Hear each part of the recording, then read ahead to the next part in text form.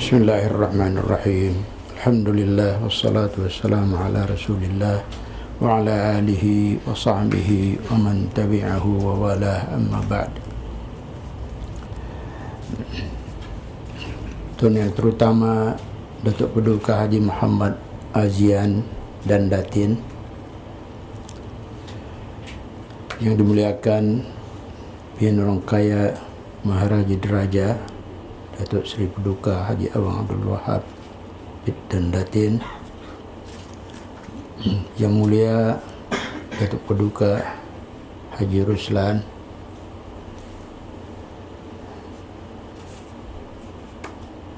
Yang Mulia Pengiran-pengiran, Yang Mulia Awang Raden Abdullah Basyuni, Yang Dipertua Penuntut, dan para hadirin yang saya hormati sekalian. Alhamdulillah,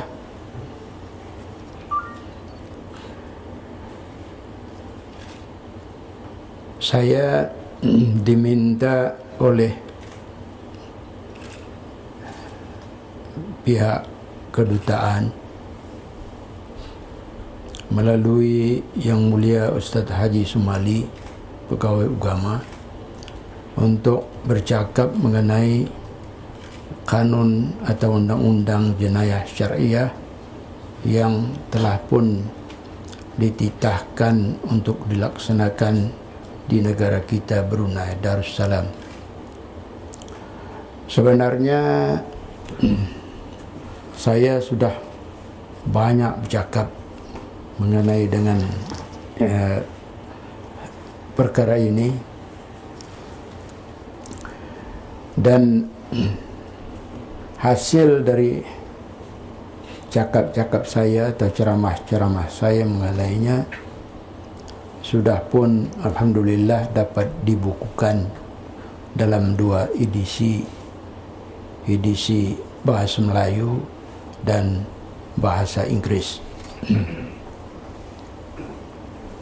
Kerana itu rasa-rasanya indahlah mustahak lagi saya mengulang-ulang perkara itu, dan untuk lebih dapat mengetahui perkara ini, saya anjurkan supaya pelajar-pelajar khasnya, kalau indah dapat membali sendiri, tolong berpasan ke keluarga di Brunei, minta belikan. Sebab untuk makluman, buku ini sudah hampir kehabisan dan akan diulang cetak indah beberapa lama lagi.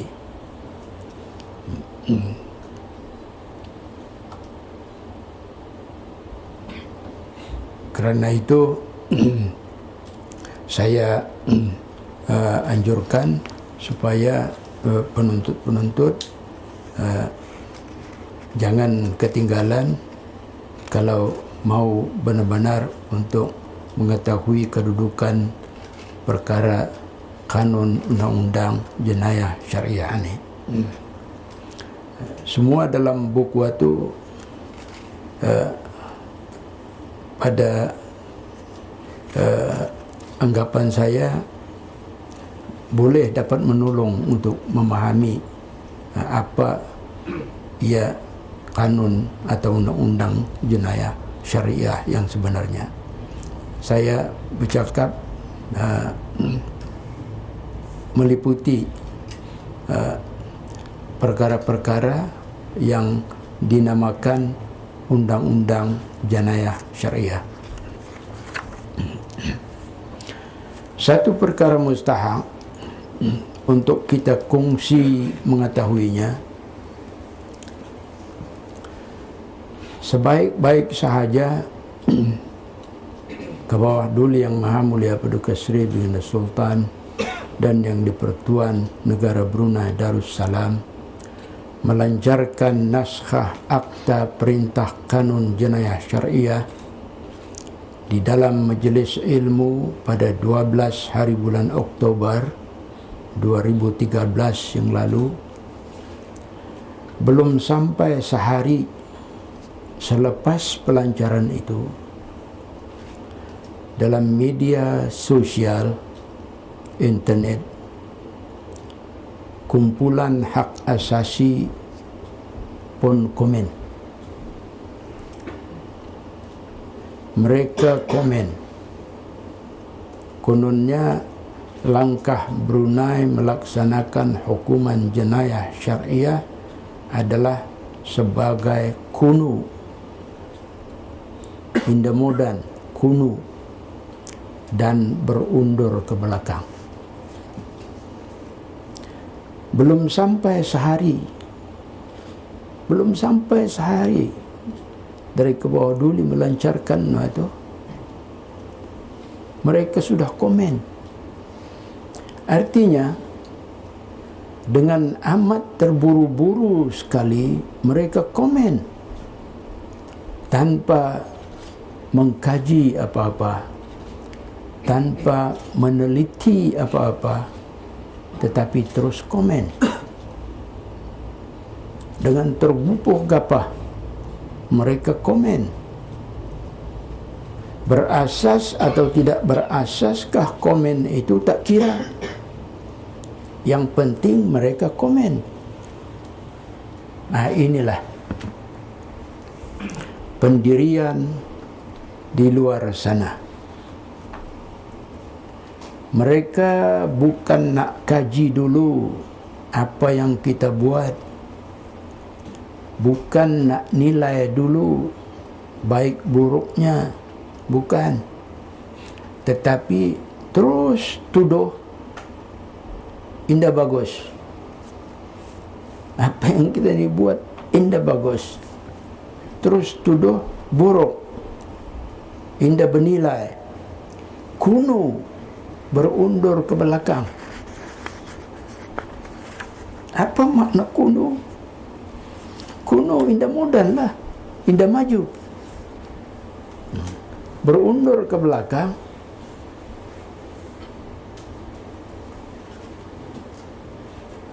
sama, indah maju.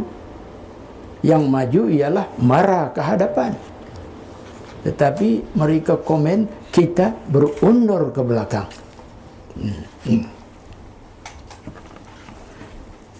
Soalnya, apakah kita harus bersetuju dengan pendirian seperti ini? Apakah kita harus terpengaruh dengan tuhmahan yang dilemparkan secara tergupuh gapah seperti ini?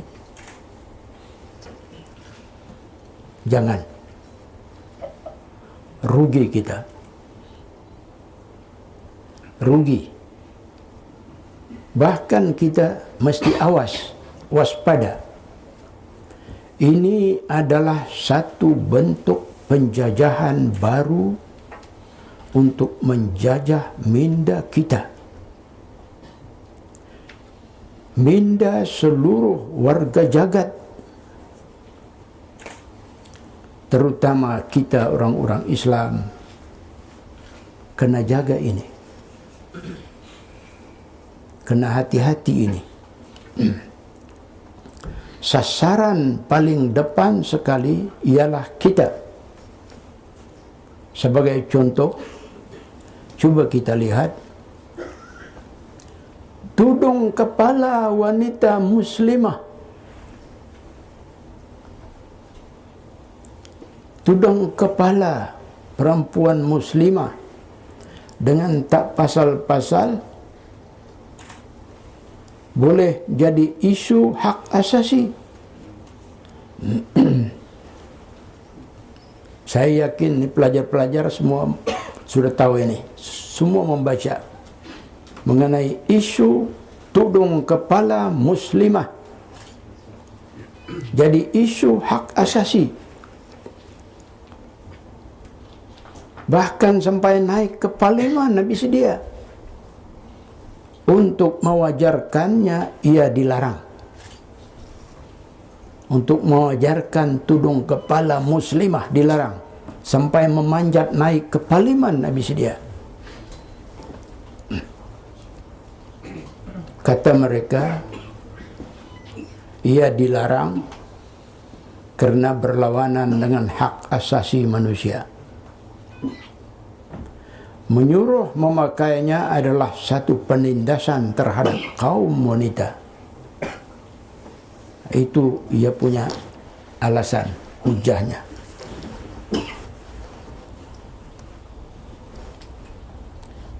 Kita yang mendengar, kita yang membaca, kita yang mengetahui, baca astagfirullah banyak-banyak.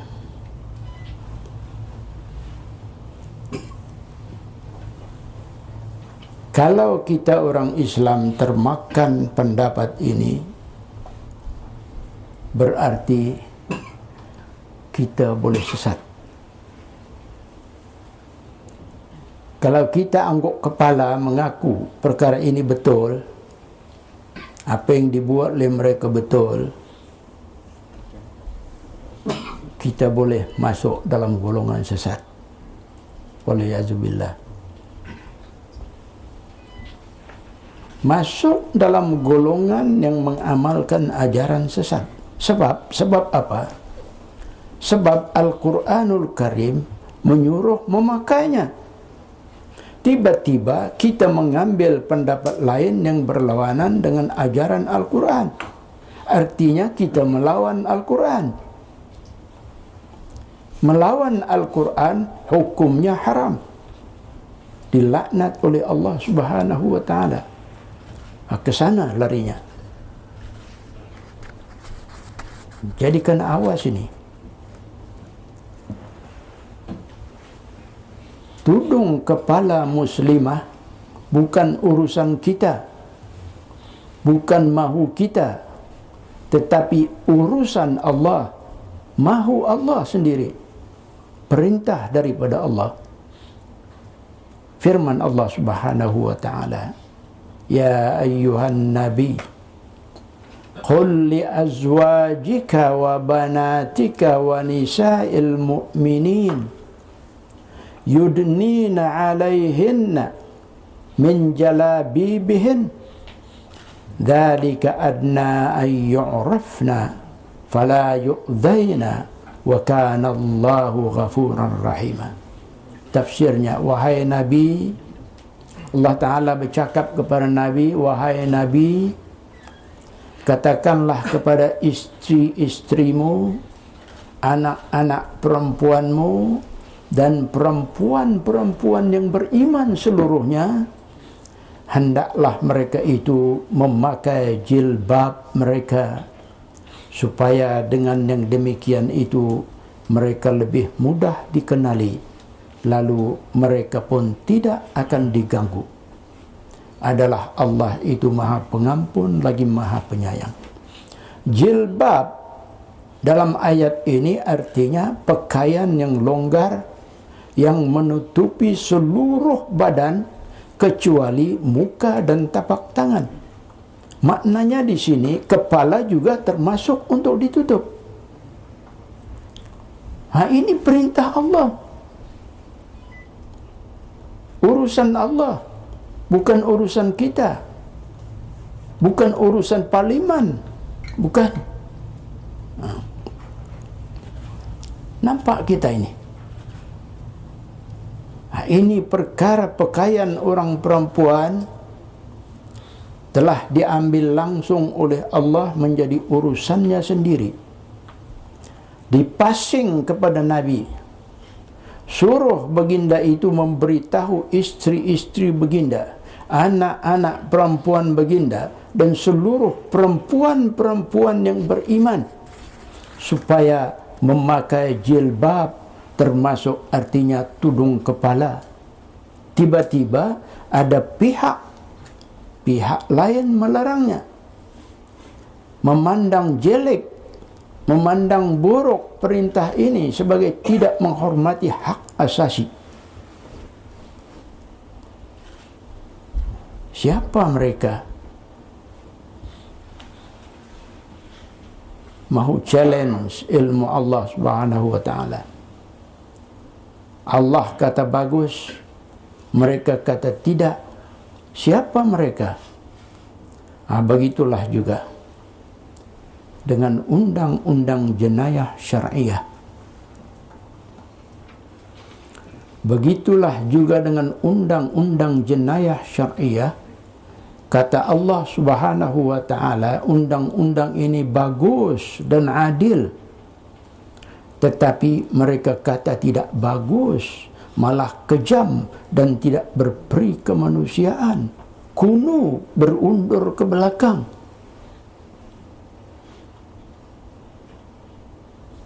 Ini. Macam mana kita nak ikut orang-orang yang melawan Allah ini? Macam mana kita nak dengar pendapat orang-orang yang menentang hukum Allah?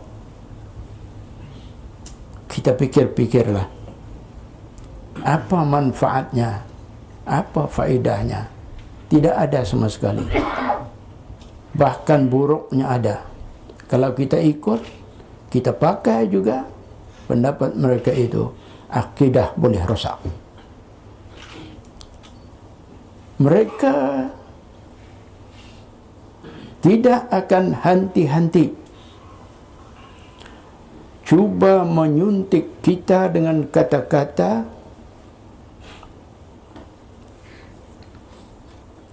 yang bukan-bukan. Termasuk ini perkara betul. Orang berkata, indahkah Brunei takutnya kalau ia melaksanakan kanun jenayah syariah, nanti pelancong-pelancong tidak akan datang ke Brunei kerana mereka itu takut tangan-tangan mereka dipotong. Nampak kita? Ini panah beracun yang dilepaskan oleh orang. Pandai tu cari. Indahkah saudara-saudara takut, wahai orang-orang Brunei, kalau Brunei melaksanakan undang-undang jenayah syariah, nanti Brunei akan sunyi. Tidak ada orang mau melancong ke Brunei sebab takut tangan-tangan mereka akan dipotong. Indahkah saudara-saudara takut? Begitu. Saya sudah jawab perkara ini dalam majlis ilmu tempoh hari 12 hari bulan 10 2013 yang lalu. Saya tanya balik, adakah bakal atau calon-calon pelancong itu semuanya bertujuan untuk mencuri apabila sampai di Brunei kelak? Adakah begitu? Kalau tidak, apa pasal mau takut? Apa pasal mau takut tangan dipotong? Kita nak potong, orang mencuri. Orang tak mencuri, mereka selamat. Siapa nak potong?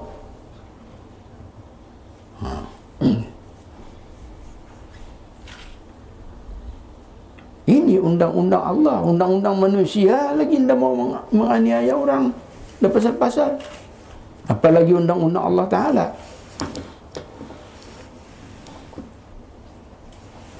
Cuba fikir-fikirlah.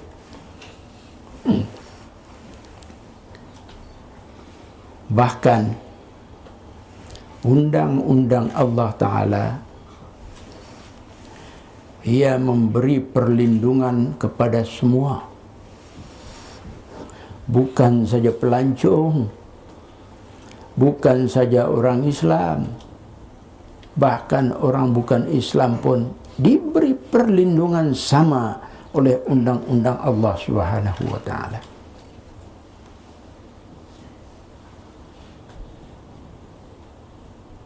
Apa orang pikir undang-undang jenayah syariah orang Islam saja diberi perlindungan? Orang-orang indah Islam indah? Tidak. Selama mereka itu berada dalam daulah Islamiyah, dalam negara Islam, mereka juga diberi perlindungan sama oleh undang-undang Allah Subhanahu wa taala. Jadi apa orang takut?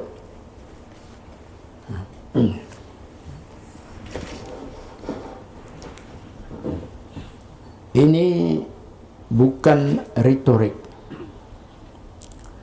Bukan retorik. Bukan untuk penyadap hati, tetapi sudah terbukti. Kita lihat sejarah semenanjung Arab. Dalam zaman silamnya, semenanjung Arab penuh dengan rompak samun, bahkan dengan pembunuhan. Sampai kepada padang Saharanya dikuasai oleh perompak, oleh penyamun, oleh pembunuh. Orang-orang yang berjalan indah aman sering-sering dirompak atau disamun. Bahkan nyawa juga tidak terjamin. Dan tidak terkecuali juga turut jadi mangsa itu ialah para jemaah haji.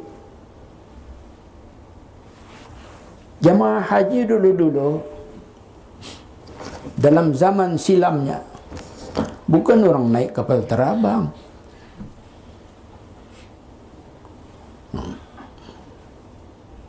Bukan ada bas, bukan ada kereta. Mereka berjalan mengharung pada pasir dengan kenderaan binatang, dan bahkan ada juga yang berjalan kaki begitu saja. Semua ini indah terjamin keselamatan mereka. Kita ni dulu di Brunei, orang naik haji tahun 50-an. Saya masih kecil-kecil.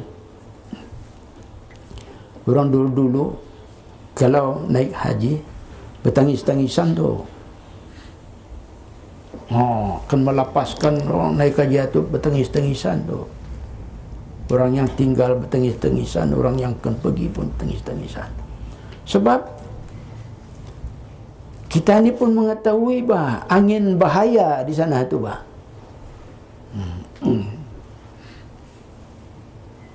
Silap-silap ndak boleh. Sudah tah perjalanan jauh, penuh dengan bahaya. Tapi dalam zaman tahun 50-an itu, ia itu sudah okey juga, sudah baik. Sebelum itu, inilah cerita. Penuh dengan pembunuhan, penuh dengan rompak samun. Tetapi apabila kerajaan Arab Saudi melaksanakan kanun jenayah syariah, maka cerita rompak samun dan pembunuhan boleh dikatakan hapus sama sekali, tidak lagi ada. Dan sampailah sekarang kita ni goyang kaki, orang ke Makkah, orang ke Madinah, pada goyang kaki. Tidak perlu bimbang keselamatan.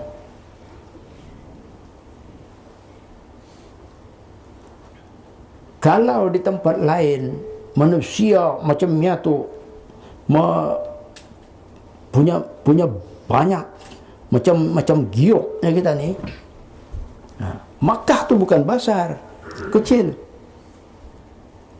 Makkah tu satu lembah, bukan dia besar tu.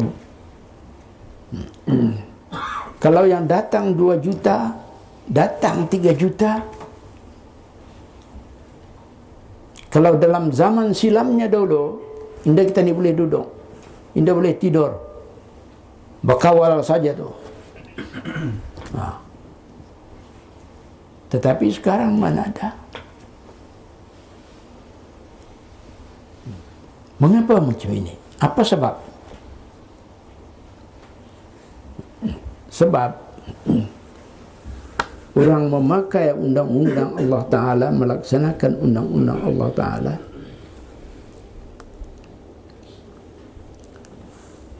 undang-undang itu sudah membawa berkat. Apabila ia membawa berkat, semua masalah selesai. Berkat ini artinya kelebihan. Dalam bahasa Arab, berkat ini maknanya ziyadah, lebih. Aman, bila datang berkat, lebih aman. Selamat, datang berkat, lebih selamat. Makmur, datang berkat, lebih makmur. Itulah keadaan.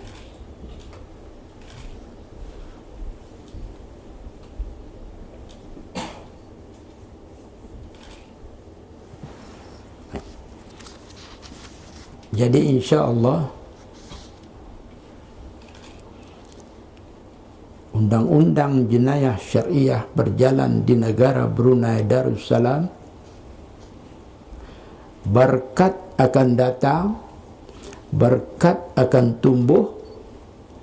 Ada orang berceramah yang kita dengar di tempat lain menyebut Brunei apabila melaksanakan undang-undang jenayah syariahnya, mungkin telaga minyak bertambah. Itu mereka cakap. Tapi tidak mustahil. Tidak mustahil. Walau anna ahlal qura amanu wattaqaw la fatahna alaihim barakatim minas samai wal ard. Bila mana takwa berlaku dalam sebuah negara, Allah Ta'ala akan buka pintu berkat, pintu rahmat, bukan saja di bumi, bahkan di langit. Wallahu a'lam, macam mana di langit berkat akan terima. Itu Allah Ta'ala janji dalam Quran. Jadi orang bercakap macam itu, mana boleh? Tidak boleh kita ni katakan bohong ataupun angan-angan yang kita tidak boleh. Dia ada sandaran dari Al-Quran. Jadi kita mesti yakin. Tidak boleh tidak. Sekarang pun cuba kita lihat.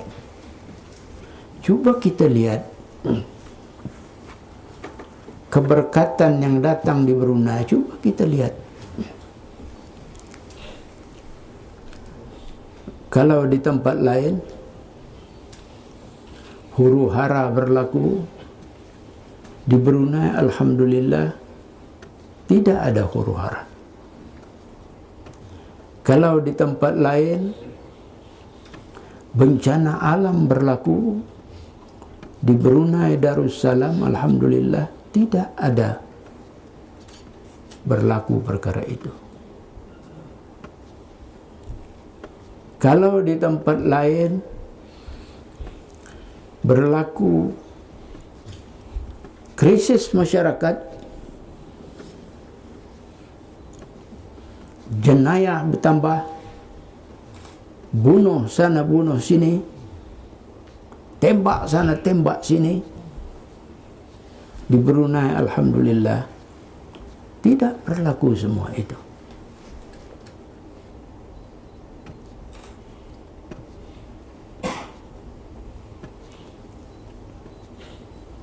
Kalau di tempat lain banjir besar berlaku, ribut taupan menyapu negeri, menyapu rumah-rumah, membawa mangsa yang banyak. Tetapi alhamdulillah di Brunei tidak berlaku semua itu. Walhal dari segi geografi Kita ni sama dengan dia.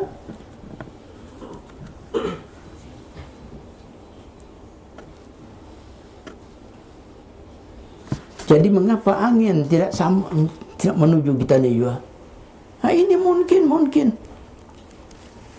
Keberkatan sudah berlaku di Brunei Darussalam.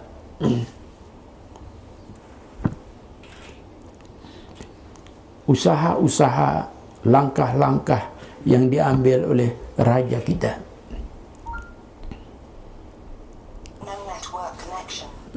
Dulu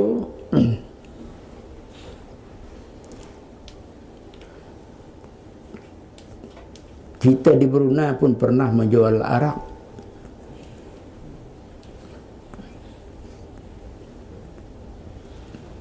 Pernah kita bersungut orang minum arak.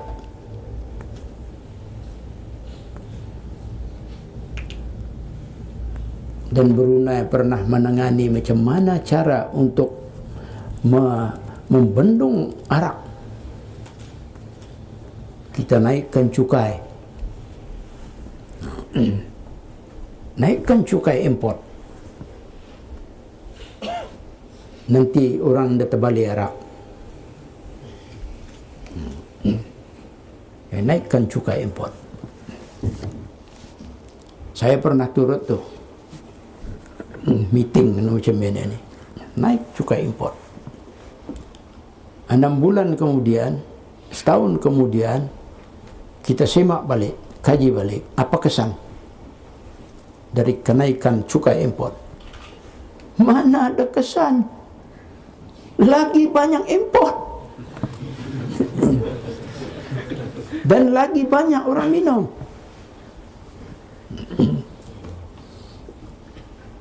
Jadi apa langkah lain lagi? Meeting. Naikkan lagi. Naikkan. Biar sampai 100% naik cukai import. Biar orang kaki minuman ini tidak terbalik. Naik. Beberapa bulan kemudian kaji lagi balik. Mana ada kesan? Sama juga. Ini dia. Sehinggalah alhamdulillah saya anggap ia satu langkah ajaib dalam satu majlis. Kalau indah silap saya, dalam majlis Maulidin Rasul sallallahu alaihi wasallam, ke bawah dulu Yang Maha Mulia Paduka Seri Baginda Sultan dan Yang di-Pertuan bertitah memerintahkan supaya arak diharamkan di Brunei. Indah boleh dijual, indah boleh dibeli, dan hatta di penerbangan tidak boleh dihidangkan.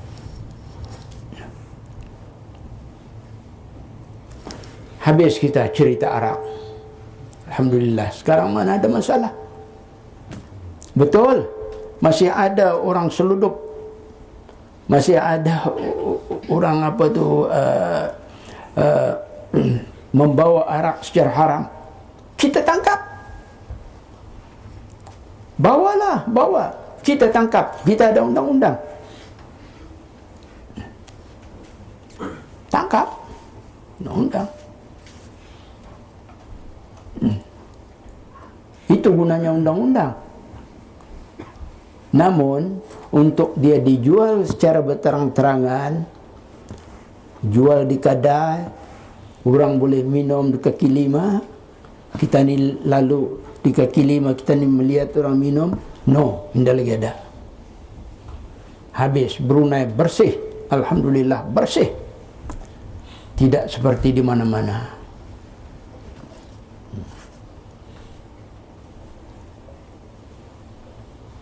Ini juga satu perkara yang membawa keberkatan kepada Brunei. Tidak syak lagi.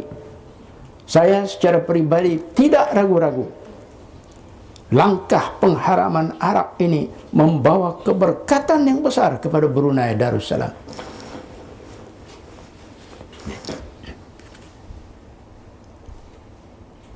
Lepas itu Brunei bergerak terus di bawah kepimpinan raja kita ni, bergerak terus. Kita menubuhkan bank Islam untuk mengelakkan orang-orang Islam dari terlibat dengan riba. Ini langkah dan niat yang suci, pasti membawa keberkatan, tidak boleh tidak. Lepas itu kita bergerak lagi terus. Belum lama ke bawah Delhi dengan titah perintah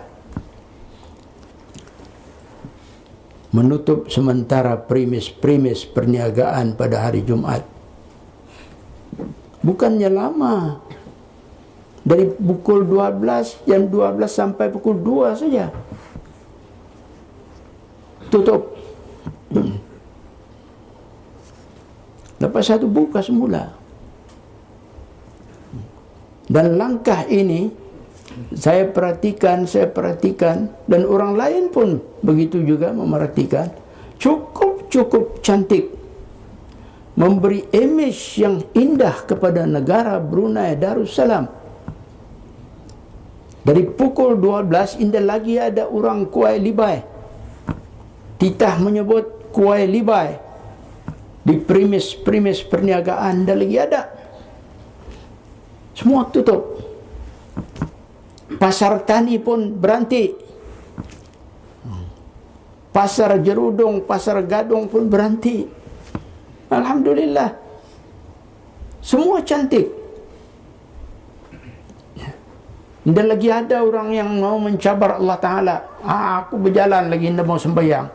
Dahulu ada, sekarang mana lagi nampak. Alhamdulillah, Alhamdulillah. Ini semua membawa keberkatan kepada negara Brunei Darussalam. Tidak boleh tidak. Dan sekarang paling mutaakhir sekali, kita ni akan melaksanakan kanun jenayah syariah, di mana Brunei Darussalam adalah negara yang julung-julung kali di Tenggara Asia melaksanakannya.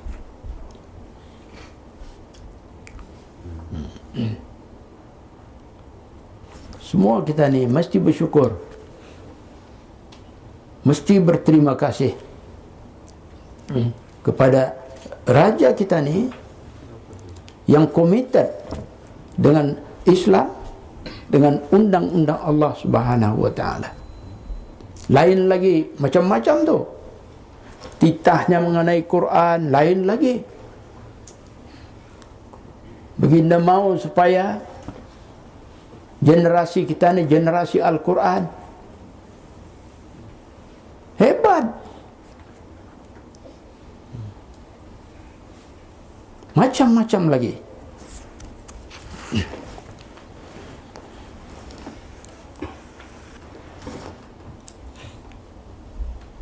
Jadi mengenai dengan orang takut mutong tangan,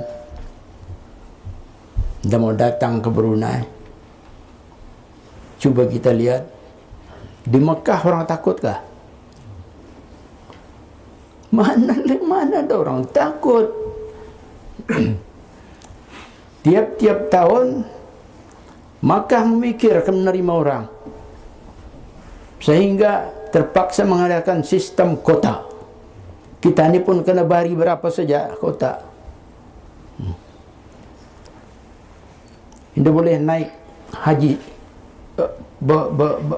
beraban-raban.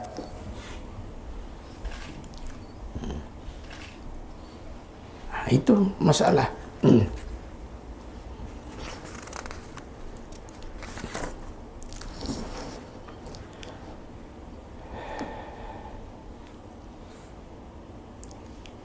Kalau Arab Saudi meraih tuah,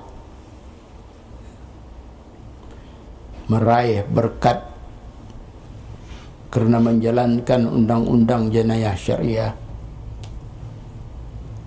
Brunei juga insya-Allah akan meraih tuah dan berkat,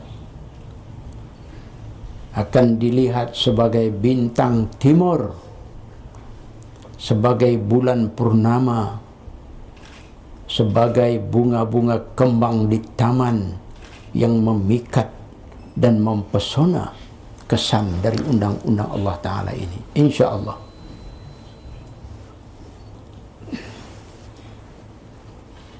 Brunei insya Allah akan lebih maju ke hadapan, bukan seperti yang dituhmah orang berundur ke belakang. Akan lebih indah dan moden, bukan seperti yang dituhmah sebagai kuno. Brunei hanya mengikut ajaran Al-Quran. Kita ni melaksanakan undang-undang itu bukan mengikut orang, tetapi kita ni semata-mata mengikut ajaran Al-Quranul Karim. Allah Ta'ala berfirman, wa idha hakamtum bainan nasi an tahkumu bil adl. Apabila kamu menghukum di antara manusia, hendaklah kamu menghukum dengan adil. Dengan apa cara menghukum dengan adil ini? Ialah dengan undang-undang Allah Ta'ala. Menghukum dengan undang-undang Allah Ta'ala, bukan kita berundur ke belakang. Mengikut ajaran Al-Quran bukan langkah kuno.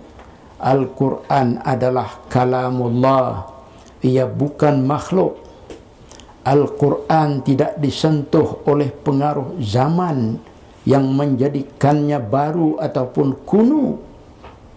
Al-Quran adalah Al-Quran. Hukumnya berjalan pada sepanjang zaman. Al-Quran itu perkataan Allah, mengatasi segala-galanya. Sabda Nabi sallallahu alaihi wasallam, fadlu kalamillahi ala sairil kalam ka fadlillahi ala khalqih. Keutamaan atau kelebihan perkataan Allah, yakni Al-Quran itu, dari lain-lain perkataan adalah seperti kelebihan Allah sendiri ke atas makhluknya. Cuba bayangkanlah. Memang kita tidak boleh bayangkan, tidak terbayangkan kelebihan Allah dengan makhluk. Bolehkah kita bayangkan?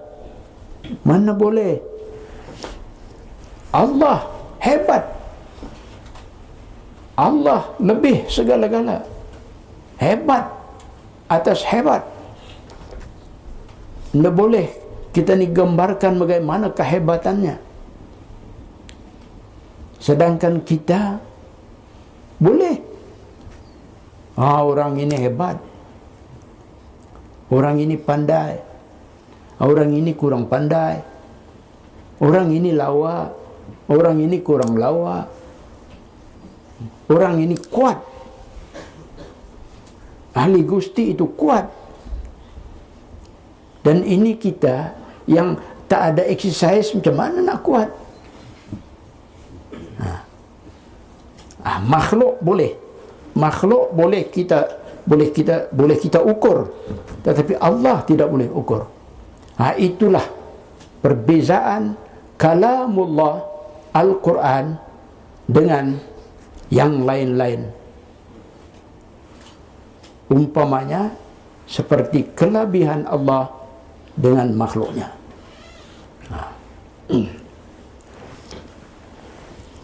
Maka pendukung Al-Quran juga,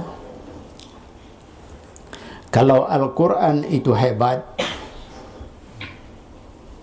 maka pendukung Al-Quran juga pasti hebat.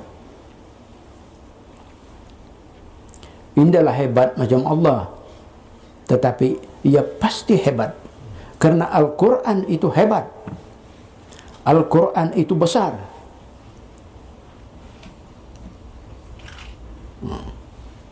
Jadi pendukungnya, pembacanya pastilah hebat. Bukan orang kuno, bukan orang berundur ke belakang seperti yang dituhmah oleh orang, bukan. Pelaksana undang-undang Allah yang dituntut oleh Al-Quran, pasti dia hebat, tidak boleh tidak.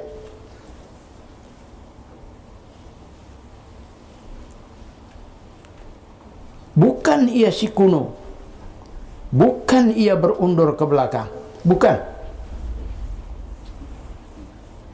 Sesiapa juga yang berurusan dengan Al-Quran adalah orang hebat, orang besar, orang kenamaan, VIP, bahkan VVIP. Siapa juga.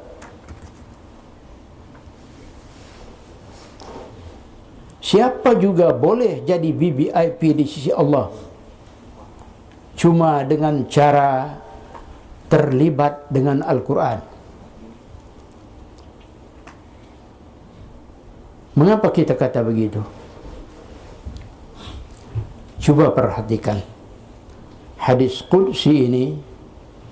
Ya Muhammad, ahlul Qur'ani hum ahli. Berfirman Allah Subhanahu wa ta'ala, wahai Muhammad, ahli Al-Quran itu, ahli Al-Quran artinya pembacanya, penghafaznya, pelaksana hukum-hukumnya, ajaran-ajarannya adalah mereka itu keluargaku, kata Allah.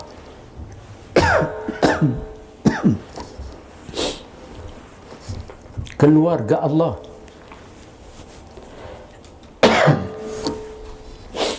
Ahli Al-Quran, pembaca Al-Quran, penghafaz Al-Quran, penghayat Al-Quran, orang yang mengikut ajaran Al-Quran adalah mereka itu keluargaku, kata Allah. Apa makna keluarga? Makna keluarga artinya orang dalam, orang paling hampir dan paling dikasihi. Jadi kalau orang ini bernama keluarga Allah, berarti ia orang paling hampir kepada Allah, paling dikasihi oleh Allah Subhanahu wa ta'ala.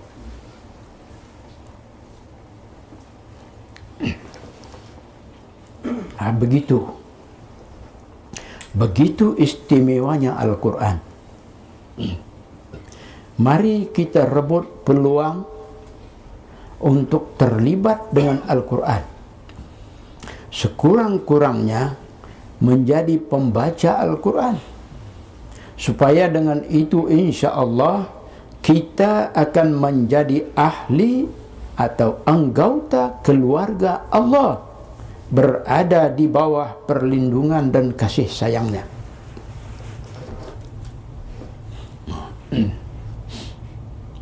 Nah, ini hebatnya Al-Quran. Oleh itu, saya menasihati diri saya sendiri, keluarga, rakan dan teman, dan para pelajar sekalian, supaya jangan sekali-kali jauh dari Al-Quran. Jangan berenggang dari Al-Quran. Duduklah berkawan dengan Al-Quran. Jadikanlah ia teman dalam senang susah kita. Dalam makna, baca ia selalu-selalu. Al-Quran itu adalah cahaya, maka ambillah cahaya daripadanya. Cahaya Al-Quran tidak pernah luntur. Di hari kiamat kelak, ia kenal siapa yang membacanya. Sebab itu Nabi berpesan, bersabda, iqra'ul qur'ana fa innahu ya'ti yaumal qiyamati syafi'an li ashabih. Maksudnya, kamu bacalah Al-Quran, sesungguhnya ia, yakni Al-Quran itu, akan datang pada hari kiamat sebagai penolong bagi pembaca-pembacanya. Ya, Al-Quran. Al-Quran akan datang kepada pembaca-pembacanya pada hari kiamat. Untuk apa dia datang? Untuk memberi pertolongan, memberi syafaat.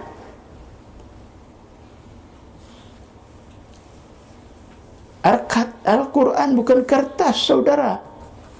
Bukan kertas, ha?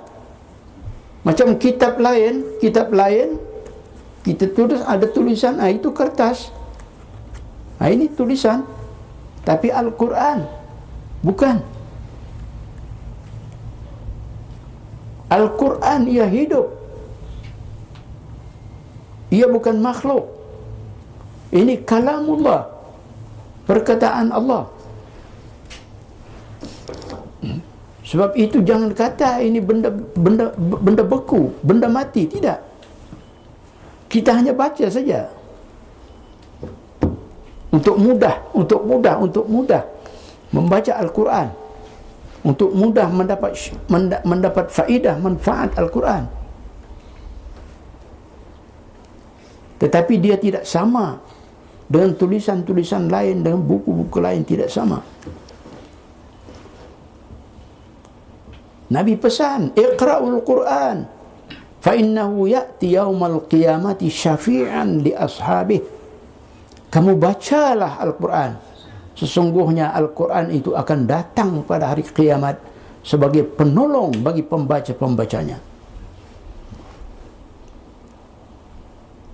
Apa itu kiamat?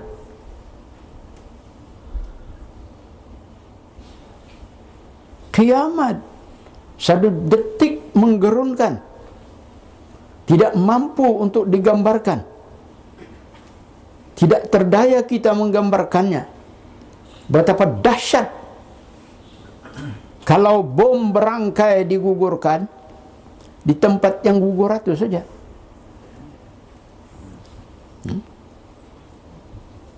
Bom atom di Hiroshima area itu, di Hiroshima saja, Brunei mana ada, mana kena. Di tempat ia diledakkan saja. Tsunami melanda Laut Hindi dan meranapkan Aceh. Aceh saja. Taupan Sandy yang mengamuk dan meranapkan kawasan pantai timur Amerika pada tahun 2012 yang lalu. Di kawasan itu saja. Badai Haiyan yang menyapu bersih bahagian tengah Filipina pun bahagian itu saja. Tetapi kiamat, saudara, kalau kiamat bukan setakat itu. Itu semua belum dahsyat. Bom atom belum dahsyat. Senjata-senjata nuklear belum dahsyat. Rebut Sandy belum dahsyat. Taupan Haiyan belum dahsyat. Tsunami Aceh belum dahsyat. Tetapi kiamat, Al-Quran mengungkapkan kiamat itu, melukiskan kiamat itu sebagai idza syamsu kuwirat, apabila matahari digulung. Matahari digulung. Bagaimana rupa matahari digulung? Subhanallah. Rupa-rupanya matahari juga boleh digulung. Kita biasa mendengar yang digulung itu ialah tikar atau kapit. Tetapi rupa-rupanya matahari juga akan digulung, akan dilipat apabila berlaku kiamat. Itu satu. Al-Quran seterusnya mengungkap, wa idzan nujumun kadarat, dan apabila bintang-bintang berguguran. Subhanallah. Bintang-bintang di langit berguguran. Berapa banyak bintang-bintang itu? Menurut teori saintis, bintang-bintang bukan 1002 jumlahnya, bukan 10, 20 ribu, bukan 100, 200 ribu, bukan 1-2 juta, bukan. Tetapi tidak boleh dikira mereka pun lemah untuk menganggarkannya. Ini semua akan berguguran apabila kiamat berlaku. La ilaha illallah.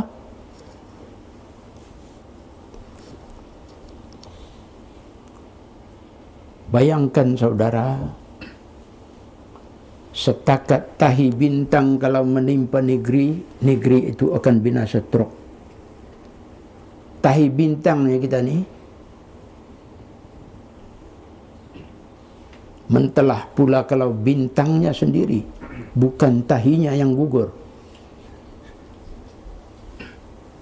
Belum habis lagi.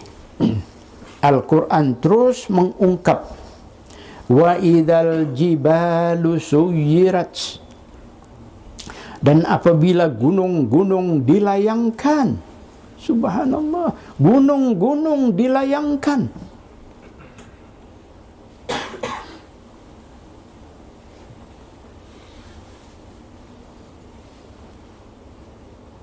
Semisal gunung Everest dilayangkan. Nah, gunung-gunung di seluruh jagat ini dilayangkan, berterbangan. Kita biasa mendengar yang melayang itu ialah benda seperti kertas, bukan gunung. Tetapi kata Allah dalam Al-Quran, gunung-gunung akan dilayangkan, berterbangan apabila berlakunya kiamat. Seterusnya Al-Quran mengungkap lagi, wa idzal 'isyaru 'uttilat wa idzal luhushu husyirat, dan apabila unta-unta bunting dibiarkan, dan apabila binatang-binatang liar dikumpulkan, binatang-binatang yang menjadi kesayangan akan terbiar begitu saja. Orang biar, tidak lagi tak peduli. Sementara binatang-binatang liar pula dikumpulkan. Macam mana cara, macam mana rupa, kita tidak tergambar. Wallahu a'lam. Apalagi berfirman Allah selanjutnya, wa idzal biharu sujirat, dan apabila laut-laut diuapkan, dipanaskan, menjadi panas mendidih.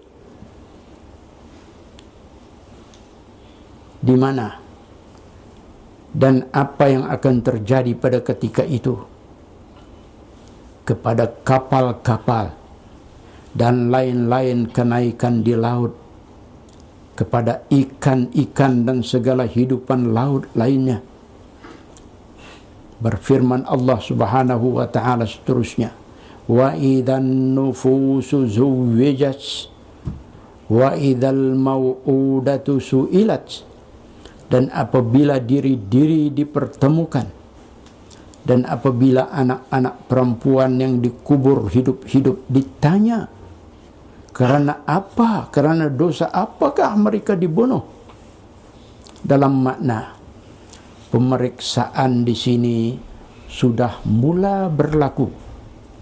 Penghakiman di mahkamah Allah sedang berlaku. Sebaik-baik sahaja kiamat terjadi. Apalagi cerita kiamat ini, Allah menyambungnya, wa idzas suhufu nusyirat wa idzas sama'u kushitat, dan apabila buku catatan amal disibarkan, dan apabila langit dilenyapkan. Buku daftar amalan kita mula dikeluarkan, disibarkan, dan langit pula dilenyapkan.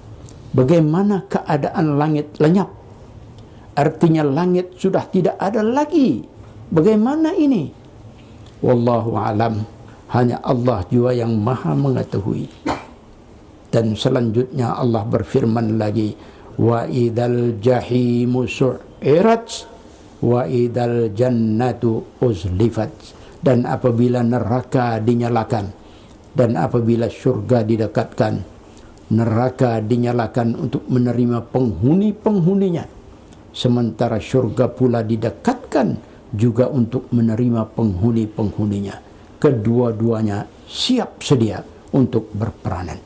Nah, pada masa itu firman Allah Subhanahu wa taala, alimat nafsun ma ahdarat, maka dengan itu tahulah tiap-tiap diri ini apa yang telah dilakukannya. Mungkin selama ini orang sudah lupa apa-apa yang pernah dilakukannya, tetapi dengan kedatangan hari kiamat semua itu akan dibuka semula untuk diketahui dan diadili. Hakim biasa, magistrate biasa sudah tidak laku lagi, peguam-peguam sudah tidak ada jalan lagi, karena firman Allah Subhanahu wa taala, yauma tashhadu alaihim alsinatuhum wa aydihim wa arjulihim bima kanu ya'malun. Tafsirnya, hari ini menjadi saksi atas mereka manusia itu ialah lidah-lidah mereka sendiri, tangan-tangan mereka sendiri, dan kaki-kaki mereka sendiri tentang apa-apa yang telah mereka lakukan. Begitulah dalam suasana dan dalam keadaan yang sedahsyat ini, pada hari kiamat itu tidak ada siapa yang boleh menolong kita. Tidak ada siapa, kecuali Nabi kita Sayyidina Muhammad sallallahu alaihi wasallam sahaja. Dan yang kedua ialah Al-Quranul Karim yang boleh menolong itu. Al-Quran akan mencari siapa yang membacanya di dunia, siapa pembacanya, siapa penghafaznya, siapa yang mengamalkan ajaran-ajarannya, siapa yang mengikut perintahnya. Al-Quran akan cari. Dan insya-Allah mudah-mudahan kita semua tergolong untuk dicari oleh Al-Quran pada hari kandila kelak untuk diberikannya pertolongan. Insya-Allah. Dan harapan kita tinggi, insya-Allah raja kita juga, karena baginda melaksanakan hukum-hukum Al-Quran seperti hukum janayah syariah, insya-Allah.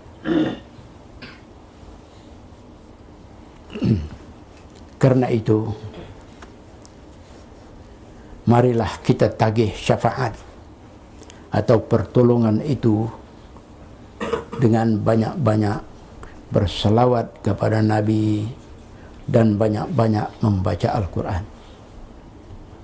Berselawat kepada Nabi bermakna kita menagih syafaat Nabi sallallahu alaihi wasallam. Baginda tidak akan menghampakan orang yang banyak berselawat kepadanya. Begitu juga Allah tidak akan menghampakan untuk menghantar Al-Quranul Karim kepada kita memberi syafaat kalau kita komited dengan Al-Quranul Karim. Mengenai syafaat Nabi sallallahu alaihi wasallam, pernah diriwayatkan dua orang anak beranak menunaikan haji. Di tengah perjalanan si bapa meninggal dunia. Perkara ini sungguh-sungguh mendukacitakan si anak, sebab disediakannya dua orang pergi haji merentas padang Sahara, padang pasir Sahara. Tiba-tiba bapanya meninggal dunia. Kebetulan kedapatan malam, pindah sampat menguruskan jenazah bapanya. Ia pun letih, tertidur berhampiran dengan jenazah bapanya, tidur. Dalam tidurnya dia bermimpi datang seseorang yang mengenalkan dirinya Nabi Muhammad sallallahu alaihi wasallam.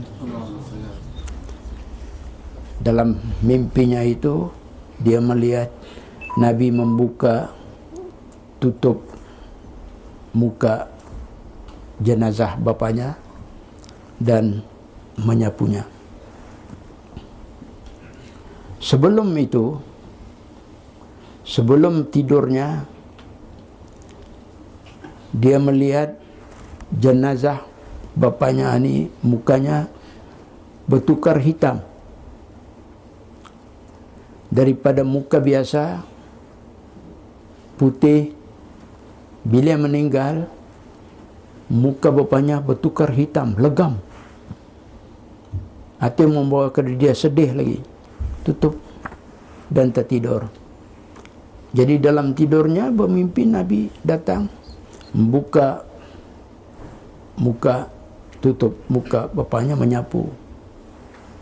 Dan bila lepas Nabi menyapu, muka itu jadi putih semula. Jadi putih. Bila Nabi kan berlalu, dipegangnya kain Nabi, baju Nabi, ditanyanya, ya Rasulullahnya, apa cerita ayahku ini yang sebenarnya? Nabi menerangkan, sebetulnya ayahmu ini, bapakmu ini banyak berdosa, tetapi dalam pada itu ia banyak juga berselawat kepadaku. Jadi kerana itu menjadi kewajipan ke dia aku untuk memberi pertolongan ke dia, memberi syafaat. Ini satu riwayat yang masyhur yang terdapat di dalam kitab yang saya baca. Banyak lagi hadis-hadis Nabi yang menerangkan tentang keutamaan berselawat ini.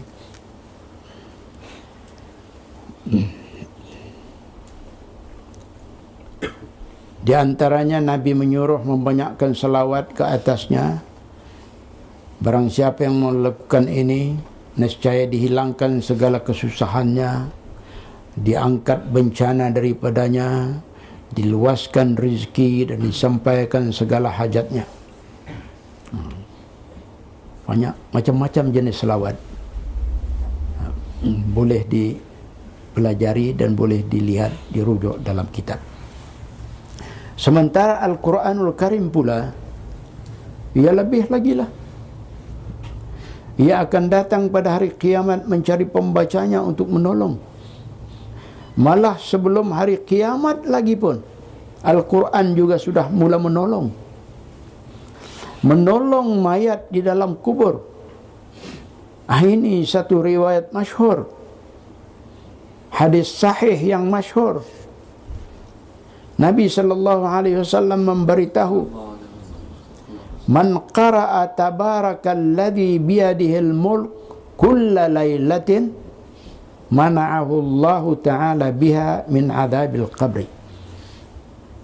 Maksudnya, barang siapa membaca tabarakalladzi biyadihil mulk, surah Al-Mulk, pada tiap-tiap malam, niscaya Allah halangi dia, Allah dinding dia dengan surah ini daripada siksa kubur. Ini bukan berita saja,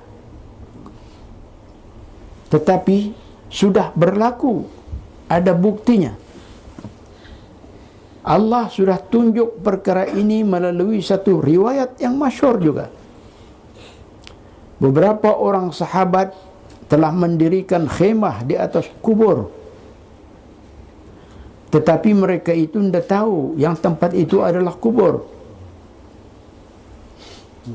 Karena banyak orang berkubur tidak ada benisan. Beberapa sahabat mendirikan khemah, berehat di sana. Rupa-rupanya di bawah ini kubur. Para sahabat ini tiba-tiba mendengar orang membaca surah Tabarak.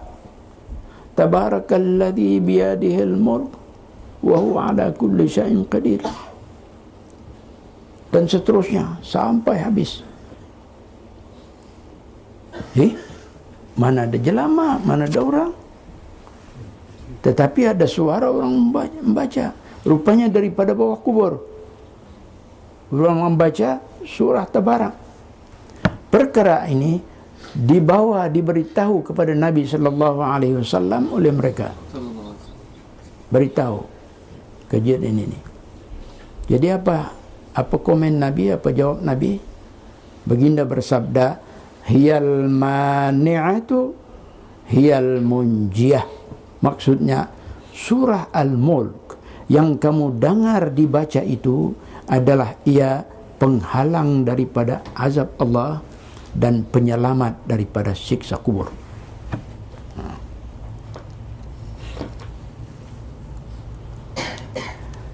Menyebut Al-Quran dan menyebut kubur bukan perkara kecil. Quran dibaca dalam kubur bukan perkara kecil, tetapi adalah perkara besar. Dua-dua itu perkara besar. Al-Quran dan bacaan Al-Quran di dalam kubur. Dua-dua itu adalah perkara besar. Di sini menunjukkan membaca Al-Quran itu adalah ijazah. Ijazah untuk naik pangkat.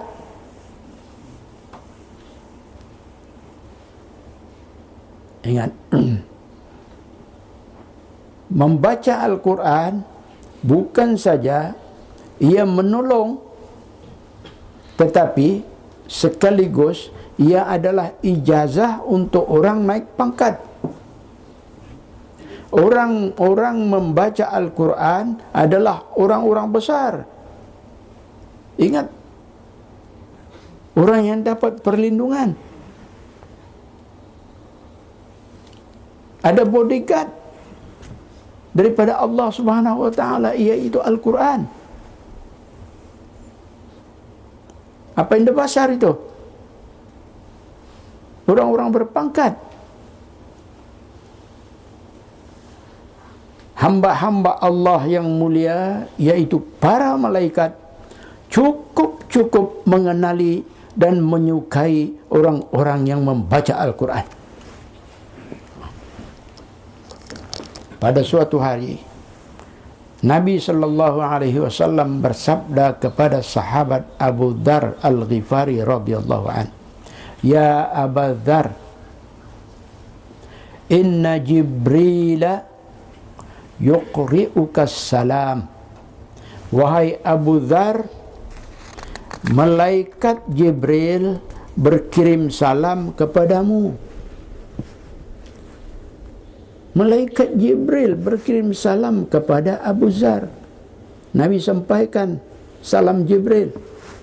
Berkata Abu Dzar, "Wa hal ya'rifuni Jibrilu ya Rasulullah?" Adakah Jibril mengenali saya, wahai Rasulullah? Adakah Jibril kenalkan saya? Bersabda Nabi, maksudnya, inilah juga soalan yang aku tanya kepada Jibril. Adakah Jibril mengenali Abu Dzar? Macam mana yang mengenali?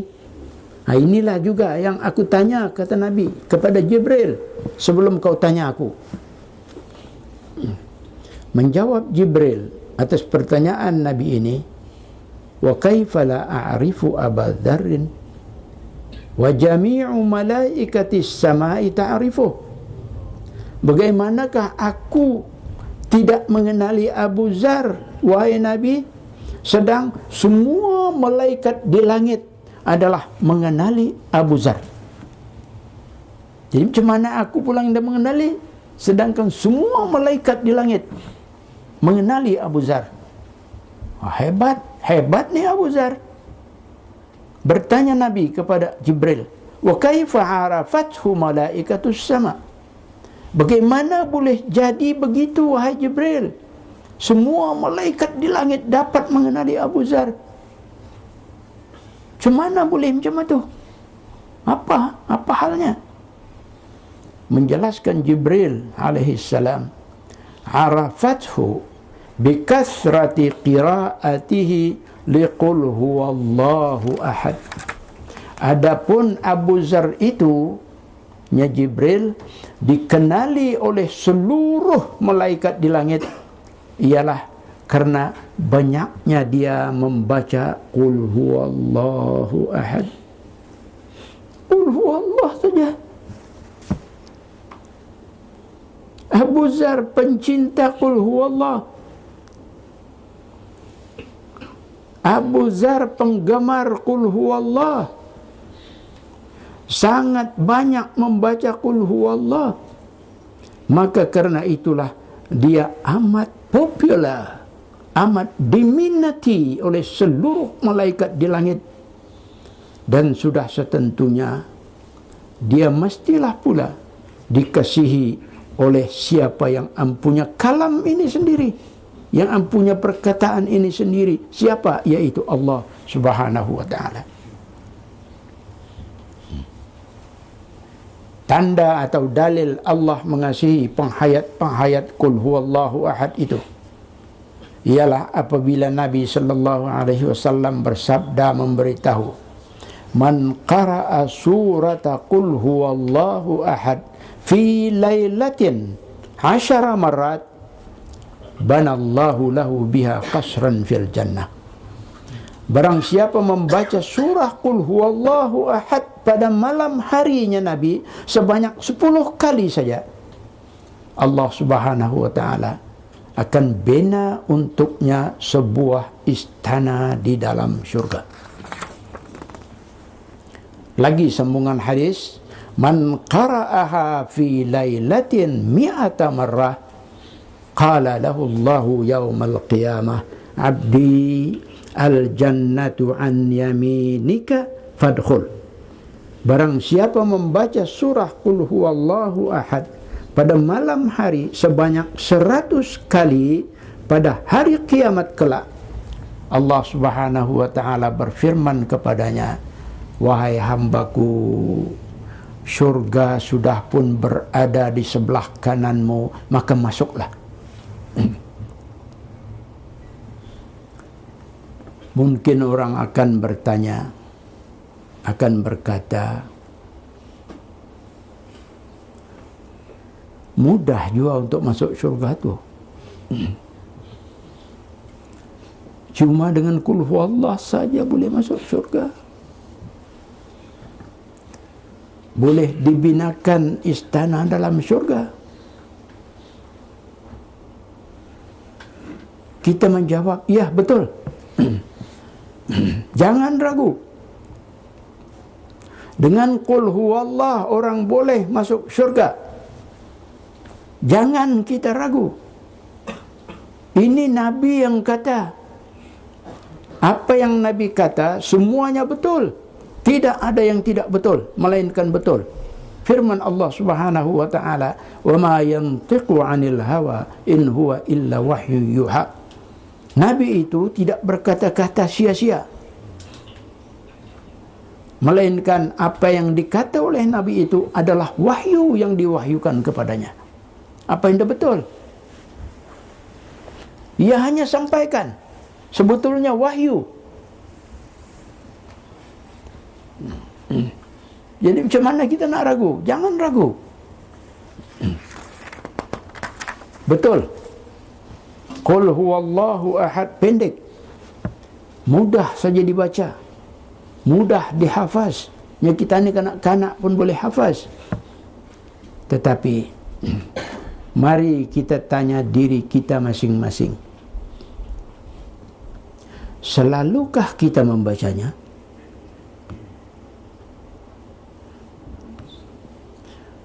Selalukah kita menjadikannya zikir?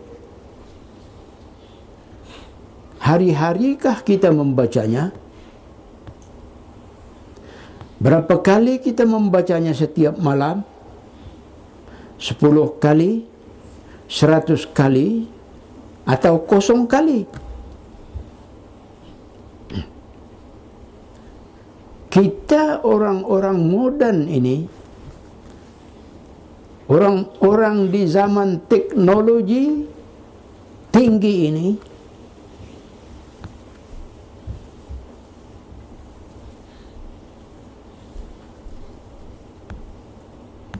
kita melihat Qul huwallah itu tidak lebih dari hanya dibaca ketika bertahlil saja. Itu saja.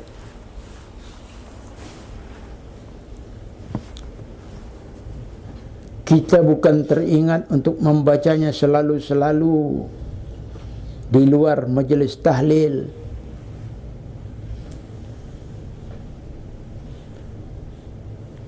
Itu pun dalam majelis tahlil 3 kali saya baca Qul huwallah.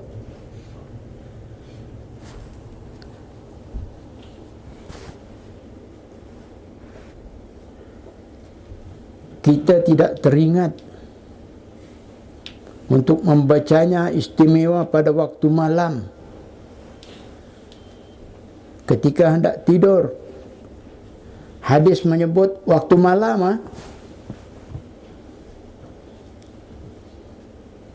dia tahu, Allah Subhanahu wa taala tahu kita waktu siang terlampau sibuk.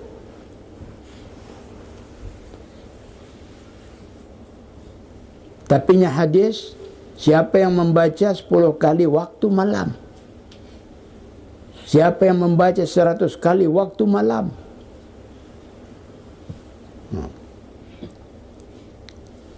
Jadi siapa yang teringat untuk membaca pada waktu malam ketika hendak tidur, sambil baring-baring kita membacanya sampai tertidur, adakah ini berlaku? Kita tanya diri kita masing-masing. Karena itu jangan ingat Qul huwallah mudah, walau mudah, tetapi kita tidur bukan dengan Qul huwallah. Kita tidur bukan dengan Qul huwallah.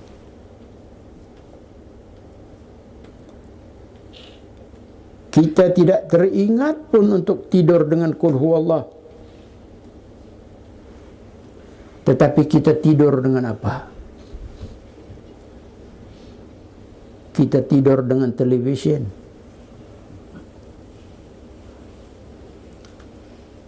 Kita tidur dengan film-film.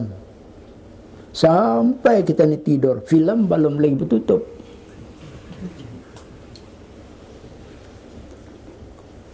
Kita tidur dengan music. Ada peminat music instrumental, tidur dengan music instrumental. Hebat.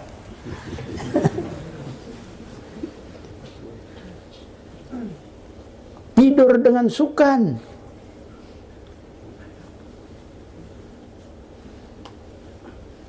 Liga Inggris. Berapa bulan tu Liga Inggris? Sampai bulan 5 baru habis.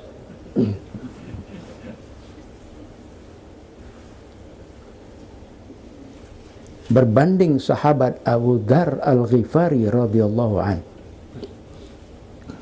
beliau bukan saja tidur dengan Qul huwallahu ahad,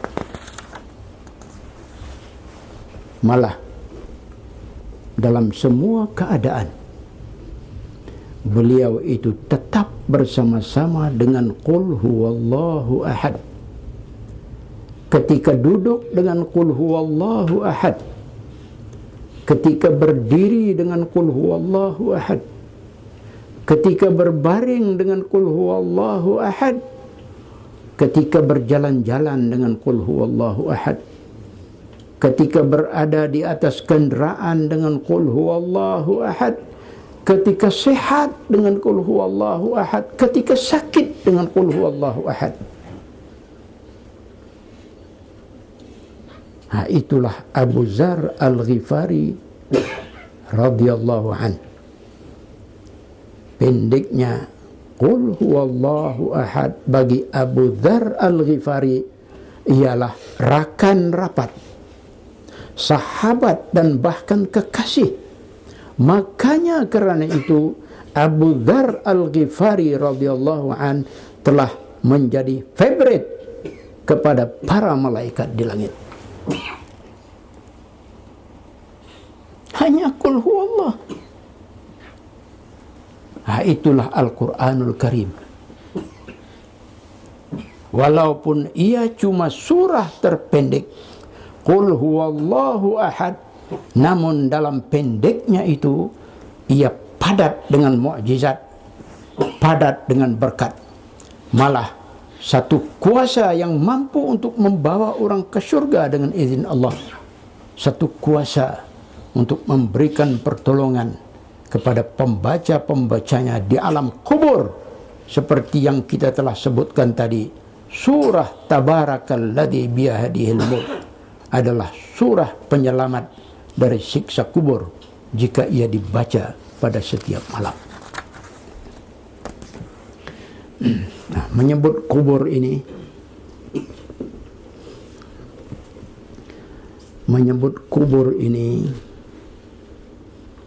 sekali lagi saya ulang, adalah perkara hebat dan dahsyat. Kita bukan boleh main-main dengan kubur. Kubur dan Al-Quran telah berkongsi keajaiban apabila ada orang membaca Al-Quran di dalamnya, seperti dalam hadis tentang surah Tabarak tadi. Baru-baru ini, ini mungkin orang terlepas pandang, benda ini ada ampai-ampai dalam akhbar-akhbar dalam media. Ada orang suka membaca mengkali, kena lihatnya itu saja tajuk, lepas itu tidak membaca, tapi saya baca. Baru-baru ini tersiar satu berita tentang kubur di Malaysia, kalau tidak silap negeri Johor. Orang menggali 350 kubur untuk dipindahkan ke kuburan yang baru. Apabila kubur-kubur itu digali, terdapat beberapa mayat didapati masih utuh, berkeadaan masih sempurna, dan malah berbau wangi.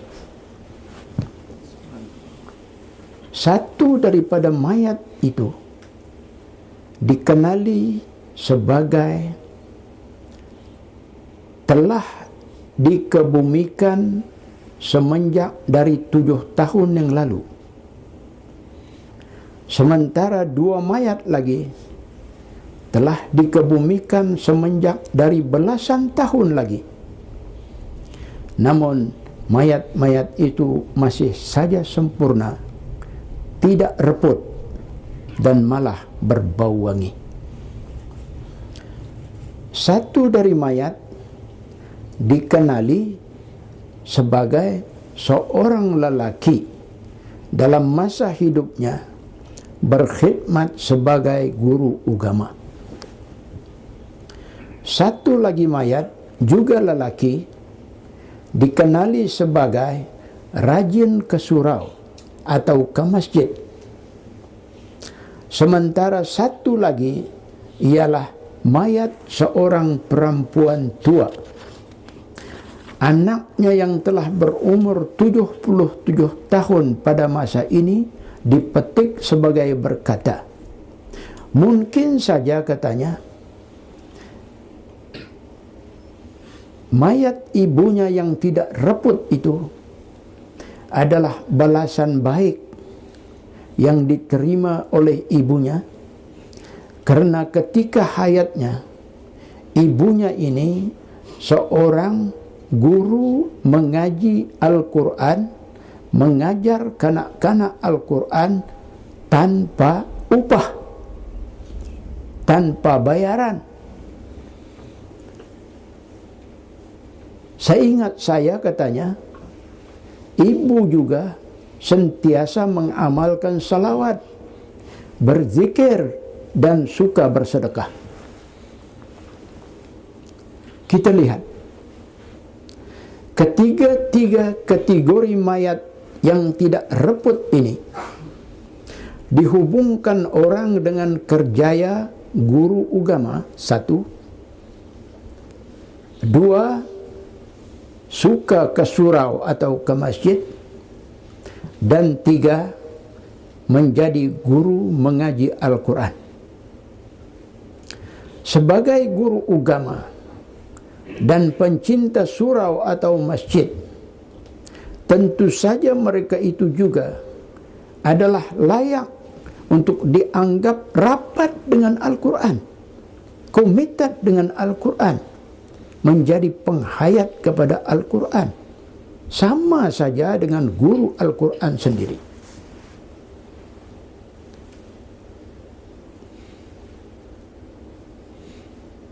Itulah hebatnya penghayat-penghayat Al-Quran.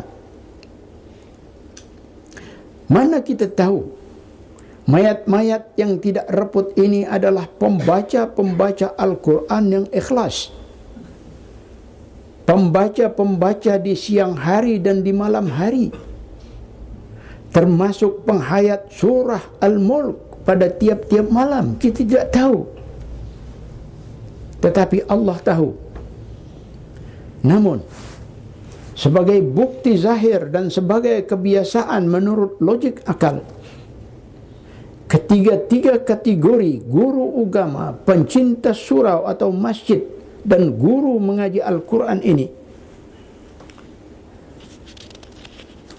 tidak munasabahkah kalau kita anggap mereka itu adalah penghayat-penghayat Al-Quran?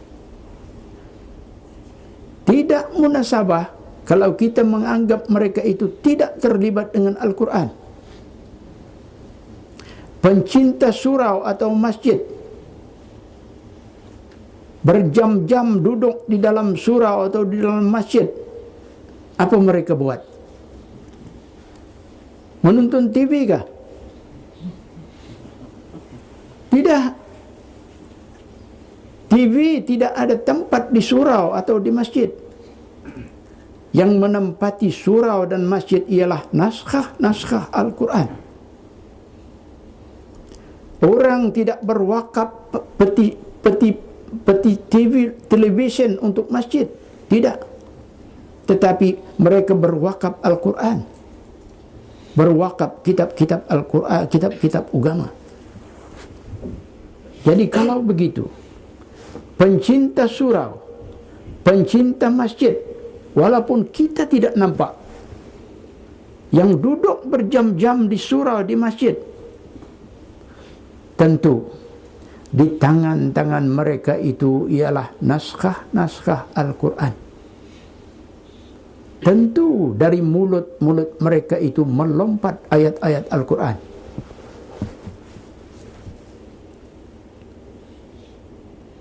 Duduk berjam-jam di masjid, jadi pencinta masjid, pencinta surau. Tidak munasabah mereka duduk kosong. Sekurang-kurangnya mulutnya berzikir.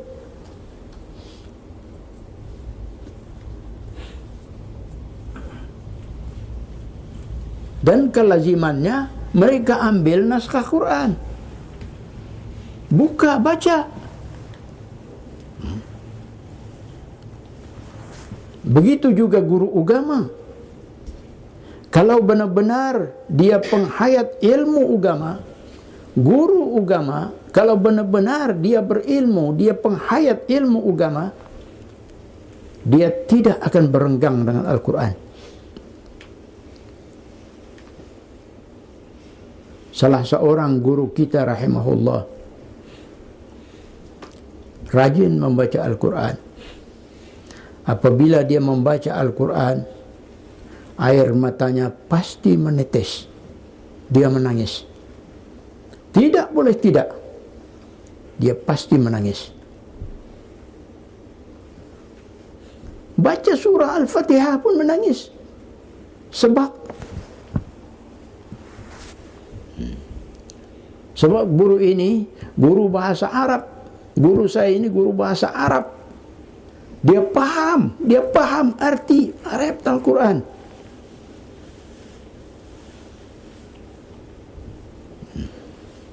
Karena itu tidak heran dia sebab. Baca surah Al-Fatihah pun sebab. Boleh menangis. Itulah hebat Al-Quran. Kehebatan Al-Quran. Ini contoh guru agama yang pernah saya kenali dan alhamdulillah pernah berguru dengannya. Seorang yang sangat rapuh air mata dengan Al-Quran. Apatah lagi kalau guru mengaji Al-Quran, dia khusus mengaji Al-Quran saja, guru mengaji Al-Quran saja. Memanglah dia berulit dengan Al-Quran. Siangnya dengan Al-Quran, malamnya dengan Al-Quran. Kalau 30 tahun atau 40 tahun dia menjadi guru Al-Quran, berapa ramai orang yang pandai membaca Al-Quran di tangannya? Kalau 30-40 tahun dia jadi guru Al-Quran, berapa ramai orang yang pandai membaca Al-Quran di tangannya?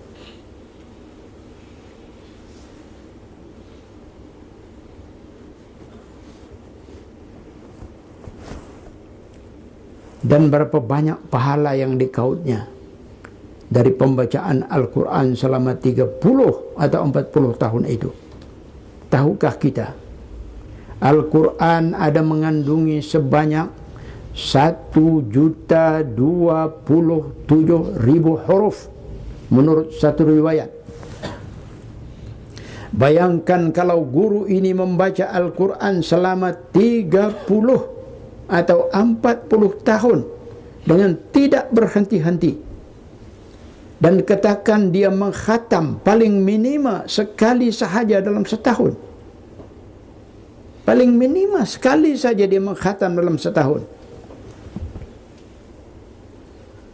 Bermakna dia sudah mengkhatam sebanyak 30 atau 40 kali khatam. Kali dengan 1.027.000 huruf. Dan tiap-tiap satu huruf itu 10 kebajikan. Maka berapa banyak jutakah? Berapa banyak jutakah kebajikan yang dia dapat sepanjang 30 atau 40 tahun itu? Banyak. Banyak sekali. Kaya dia. Kaya. Lalu karena kayanya itulah dia dapat menebus dirinya untuk menerima nikmat Allah di alam kubur, di alam barzakh. Tidak logikkah ini? Tidak masuk akal kah? Masuk. Dan kita tidak teringinkah kita selaku orang Islam untuk mendapat nikmat yang demikian itu? Nikmat kerana Al-Quran, kerana sembahyang, dan kerana zikir sudah banyak berlaku. Ganya orang dah berapa memerhatikan, indah beberapa menghayati kejadian-kejadian yang berlaku itu.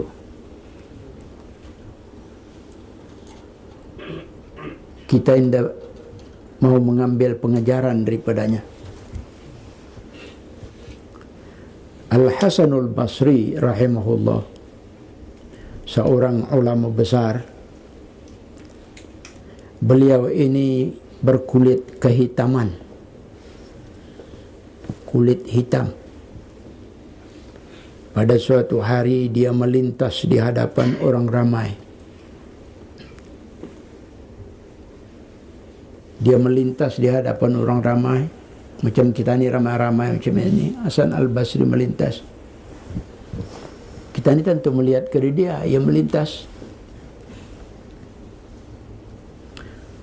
Orang yang melihat tercengang-cengang melihatnya karena mendapati wajah Al-Hasanul Basri yang dikenali berkulit hitam itu pada masa itu macam indah hitam, tetapi manis bercahaya-cahaya, sehingga mendorong orang bertanya, wahai Hasan, Tuan adalah dikenali berkulit hitam, tetapi pada hari ini Tuan adalah berbeza, berseri-seri dan bercahaya. Apakah sebab garangan perkara ini berlaku, wahai Hasan? Menjawab Al-Hasanul Basri, saya, Hasan, cuma melazimi sembahyang tahajud pada tengah malam dan membaca Al-Quran. Maknanya, jadi perangainya, jadi tabiatnya, bangun tengah malam sembahyang tahajud dan membaca Al-Quran. Itu saja kata Hasan, saya tidak buat apa-apa.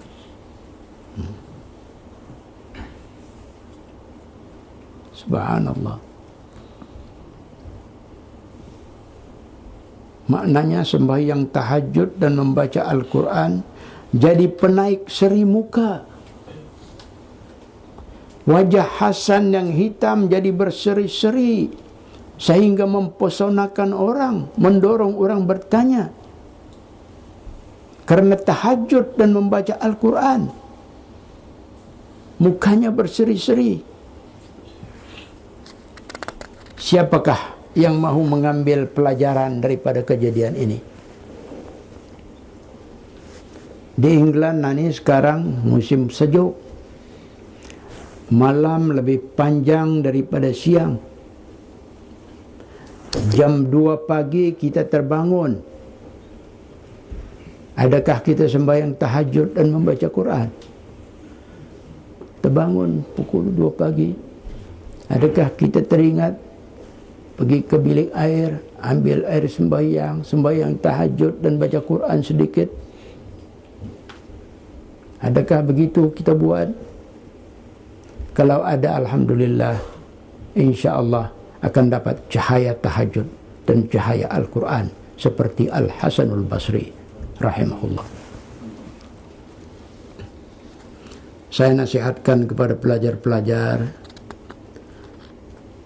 jangan mahu ketinggalan dari sembahyang dan membaca Al-Quran. Majukan diri pada keduanya. Al-Quran kalau sudah pandai membaca, terus membaca. Terus membaca. Baca sedikit-sedikit. Jangan kelanguan.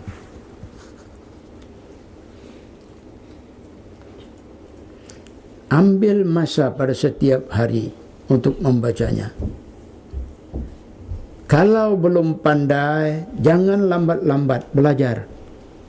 Jangan tangguh-tangguh, cepat belajar. Kita tidak tahu umur kita. Sangat rugi kalau menghadap Allah tanpa Al-Quran. Rugi menghadap Allah tanpa Al-Quran.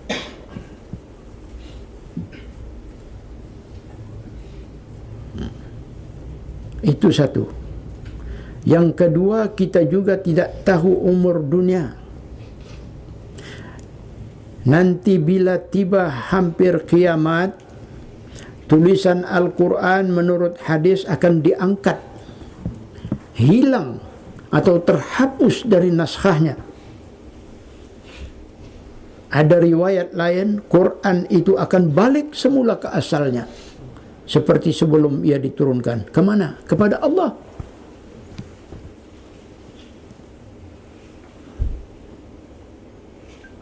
Maka pada ketika itu, kalau kita tidak ada Al-Quran,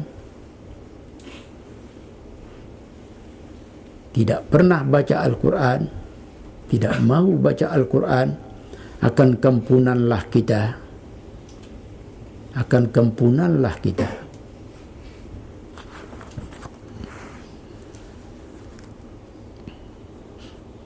Jadi setekat itu sajalah. Panjang benar sudah juga saya mengambil masa. Sekian saja. Wabillahi taufiq wal hidayah. Wassalamualaikum warahmatullahi wabarakatuh.